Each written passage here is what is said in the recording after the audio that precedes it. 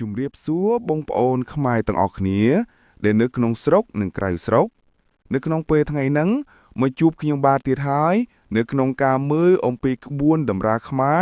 ដែលសល់បុរាណខ្មែរយើងដែលទុកឲ្យក្មេងៗជំនាន់ក្រោយបានមើលនិងបានអានឲ្យយល់អំពីក្បួនតម្រាខ្មែរអញ្ចឹងនៅក្នុងវីដេអូថ្ងៃហ្នឹងខ្ញុំនឹងមើលអំពីលក្ខណៈប្រជ្រុយរបស់បុរសបងប្អូនទាំងអស់គ្នាប្រហែលជាឆ្ងល់ថាការមើលអំពីលក្ខណៈប្រជ្រុយអាចដឹងអ្វីខ្លះការមើលអំពីលក្ខណៈប្រជ្រុយគឺអាចដឹងអំពីនិស្ស័យរបស់មនុស្សគ្រប់គ្នានិងអាចដឹងអំពីអត្តចរិតរបស់មនុស្សផ្សេងគ្នាផងដែរអញ្ចឹងយើងកុំឲ្យខាតពេលវេលាយូរយើងទៅតាមដានស្ដាប់ទាំងអស់គ្នាការមើលអំពីលក្ខណៈប្រជ្រុយទាំងអស់គ្នាបុរសណាដែលមានប្រជ្រុយនៅត្រង់ថ្ពាល់ខាងឆ្វេងក្បែរនឹងបបូរមាត់នៅក្នុងគម្ពីរក្បួនតម្រាខ្មែរគេបានថាគឺជាមនុស្សដែលមានកម្មក្រាស់និងច្រើនតែស្លាប់នៅគ្រឿងទឹក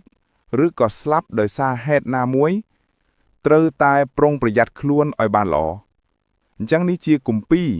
ដែលគេបានសរសេរទុកឲ្យយើងមើលទាំងអស់គ្នាមិនមែនខ្ញុំចេះតែអានចេះតែនិយាយទេនេះជាគម្ពីរដែលគេសរសេរទុកអញ្ចឹងខុសត្រូវគឺនៅលើគម្ពីរទេអញ្ចឹងបើបងប្អូនស្ដាប់មិនតាន់ទេ